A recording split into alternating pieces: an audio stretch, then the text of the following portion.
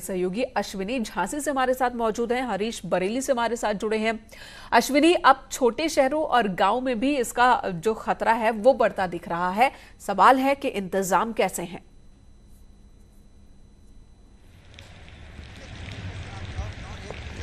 इसके बाद corona virus का जो संक्रमण है बहुत तेजी से फैला, शहर के बाद ये अब गाँव में पहुंच गया है। ऐसे में जो हालात हैं अब वो थोड़े धीरे बदतर होते जा रहे हैं।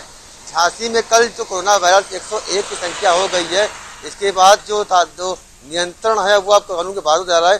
वही हम बात करते हैं इंतजामों की, तो कहीं ना कहीं जो इंतजाम प्रशासन ने जरूर किए हैं बचाने के लोगों को, लेकिन जिस तरीके से फैल रहा है और बाजारों में जो भीड़ आ रही है वो कहीं ना कहीं चिंता का सबब बनी हुई है। हालांकि प्रशासनिक स्तर से बड़ी बड़ी कवायदें जरूर की जा रही हैं कि कहीं ना कहीं जो लोगों को बचाया जाए, लेकिन जिस तरीके से भीड़ जुट रही है, जिस तरीके से अनलॉकडाउन के नाम पर लोग बाहर निकल रहे हैं, कुछ लोग अननेसेसरी बाहर घूम रहे हैं, वो बड़े खतरे वाली बात, बड़ी चिंता की विषय है। हालांकि प्रयास जरूर किए जा रहे हैं किसी तरीके से लोगों को बचाया जाए। कल 101 की जो संख्या है वो पहुंच गई है। सबसे बड़ी बात सामने ये आ रही है, जो कोरोना वायरस का जो संक्रमण है अब जिले के विकास भवन तक पहुंच गया है। पीडी मनरेगा, डीसी मनरेगा जो है वो पाए गए हैं कोरोना पॉजिटिव। इसके बाद विकास भवन में हड़कंप मचा हुआ है। फिलहाल तमाम अधिकारियों ने अपने सैंपल दिए हैं जांच के लिए। जिस तरीके से विकास भवन में अगर कोरोना पहुंच जाता है तो कहीं ना कहीं चिंता का विषय इसलिए बन जाता है क्योंकि पूरे जिले के जो विकास की जो जिम्मेदारी है वो विकास भवन पे होती है। हालांकि जिलाधिकारी इस तरह से बड़े प्रयास किए जा रहे हैं, बड़ी बड़ी टीमें बनाई गई हैं। अश्विनी, अब जैसे संस्थान खुल गए हैं, अनलॉक है और काम धंधा सबका शुरू हो चुका है स्पीड में, तो ऐसे में अब भीड़ इकट्ठी ना हो, ये जो बात कही जाती है वो अब बेमानी हो चली है, क्योंकि भीड़ इकट्ठी हो रही है। जो प्रोटोकॉल बनाए गए हैं उसका पालन कई जगहों पर देखा जा रहा है कि उस प्रोटोकॉल का पालन नहीं हो रहा है, और ऐसे में जरूरी हो जाता है कि हर एक शख्स खुद की जिम्मेदारी समझे और अपनी हिफाजत करे। हरीश बरेली से हमारे साथ मौजूद हैं। हरीश, बरेली का हाल बताएं, यहां पर भी क्या प्रशासन को इसी तरीके से चुनौतियों का सामना करना पड़ रहा है कि भीड़ कहीं इकट्ठी ना हो, और साथ ही इंतजाम किस तरह के हैं सैंपलिंग को लेकर और हॉस्पिटल्स में भी?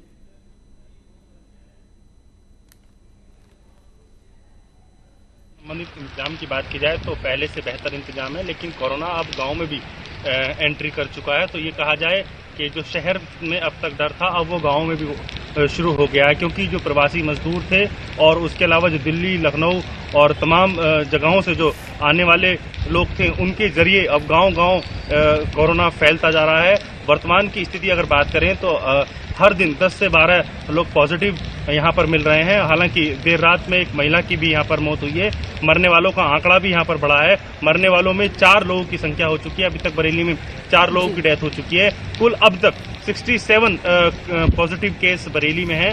उसके अलावा जो रात में कर्फ्यू है उसमें हल्की ढील बरती जा रही है। तो निश्चित तौर पर जो सरकार की गाइडलाइंस है और जिला प्रशासन ने जो दिशा निर्देश अपने अधीनस्थ कर्मचारियों को दिए हैं उसमें और सख्ती करने की जरूरत है। लेकिन निश्चित तौर पर जो अस्पतालों की बात मेन का आपने की, तो अस्पतालों का रैंडम चेकिंग स्वास्थ्य विभाग कर रहा है। तो अभी तक जो स्थिति है वो थोड़ी सी भयावह इसलिए बरेली में नहीं है क्योंकि केसों की संख्या यहाँ पर 80 या और 85 के आसपास है, उससे ज्यादा अभी तक नहीं बढ़ पाई है। हालांकि यहाँ के पुलिस अफसर को भी जिस तरीके से कोरोना हुआ उसके बाद अफसरों में हड़कंप मच गया। अफसरों ने कार्यालयों में बैठना बंद कर दिया, फरियादियों को दिक्कत होने लगी। बावजूद उसके थानों पर सुनवाई नहीं हो रही है क्योंकि अफसर बैठ नहीं रहे तो थानों पर सुनवाई भी नहीं हो रही है। कोरोना का इफेक्ट कई तरीके से पड़ रहा है, साइड इफेक्ट भी देखने को मिल रहा है। जी हरीश, अश्विनी, आपका बहुत बहुत धन्यवाद पूरी बातचीत और जानकारी के लिए।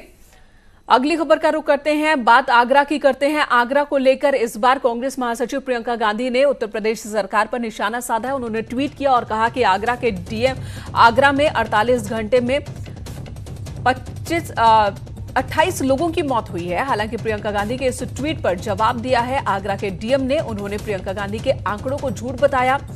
दरअसल प्रियंका गांधी ने अपने ट्वीट में लिखा था कि आगरा में 48 घंटे में 28 लोगों की जान गई है। आगरा के डीएम ने कहा कि ऐसा कुछ भी नहीं है।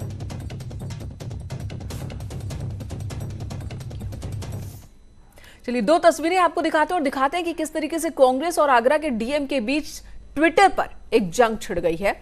प्रियंका गांधी वाड्रा ने ट्वीट के जरिए उत्तर प्रदेश सरकार पर निशाना साधा, इंतजामों को सवाल के तौर पर उठाया, इंतजामों को लेकर, और आगरा में 48 घंटे में 28 लोगों के कोरोना की वजह से मौत की बात कही। जवाब दिया आगरा के जिलाधिकारी ने। उन्होंने भी ट्वीट के जरिए ही जवाब दिया और लिखा कि जो आंकड़े प्रियंका गांधी वाड्रा ने दिए हैं उन आंकड़ों में सच्चाई नहीं है।